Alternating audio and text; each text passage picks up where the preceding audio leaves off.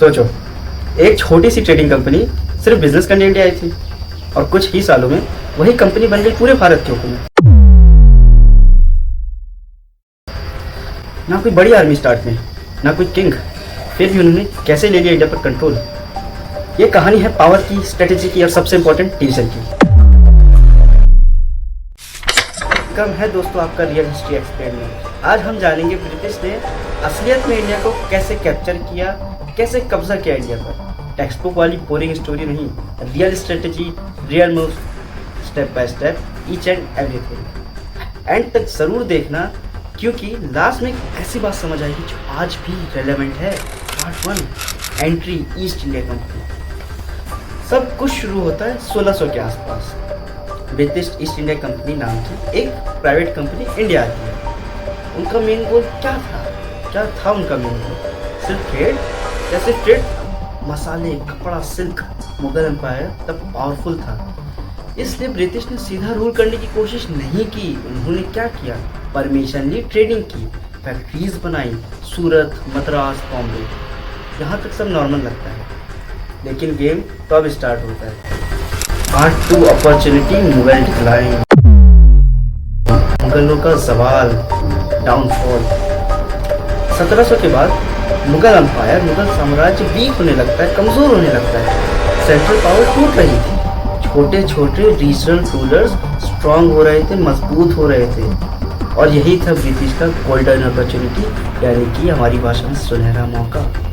उन्होंने समझा इंडिया को जीतना है तो डायरेक्ट वॉर से नहीं, अंदर से तोड़ना पड़ेगा। Part 3, divide and rule. British का सबसे पावरफुल वेपन क्या था? ना गन, ना आर्मी, डिवाइड एंड रूल। एक रूलर को दूसरे रूलर के खिलाफ भड़काते थे और एक की साइड लेते थे। एग्जाम्पल, अगर दो राजा लड़ रहे हैं, ब्रिटिश एक की साइड लेंगे और बदले में क्या मांगते थे? बदले में मांगते थे लैंड, पावर कंट्रोल, जमीन, ताकत कंट्रोल। इस तरह धीरे धीरे उन्होंने इन्फ्लुएंस बिल्ड किया। Part 4, battle of Plassey, turning point. अब आता है सबसे important movement, battle of Plassey 1757। ये जंग था बंगाल के नवाब सिराजुद्दौला और ब्रिटिश के बीच। ऑन पेपर तो कहा जाए तो नवाब की आर्मी ज्यादा स्ट्रॉन्ग थी। फिर ब्रिटिश जीते कैसे? बेट्रेल, गद्दारी की वजह से। नवाब का ही एक जनरल मीर जाफर ब्रिटिश से मिल गया।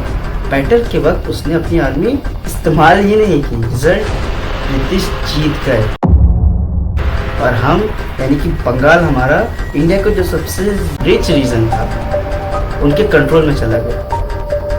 यहीं से ब्रिटिश का एक्चुअल रूल स्टार्ट होता है। इन पार्ट 5, एक्सपेंशन, पावर की।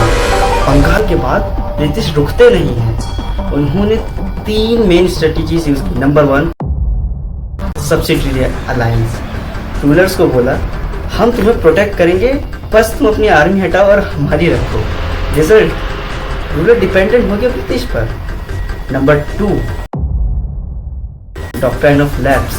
अगर किसी रूलर का कोई बायोलॉजिकल हायर नहीं है, मतलब उसकी कोई अपनी औलाद नहीं है, तो उनका किंगडम, तो उनका साम्राज्य जो भी है, जितना भी है, ब्रिटिश ले लेंगे। Number 3, economic control. Heavy taxes लगाए, इंडियन इंडस्ट्रीज को डिस्ट्रॉय किया और रॉ मटेरियल्स रिटेल भेजने लगे।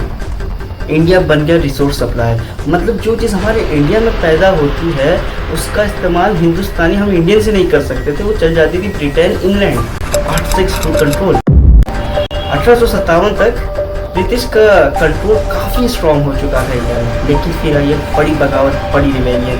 1857 तक जंग, रिवेलियन, बगावत, जिसमें सोल्जर्स, किंग्स, कॉमन लोग सब ने पार्टिसिपेट किया। ये ब्रिटिश के अगेंस्ट एक पहला बड़ा अपराइजिंग था, पहली बड़ी बगावत थी, पहली बड़ी जंग थी आज़ादी के लिए।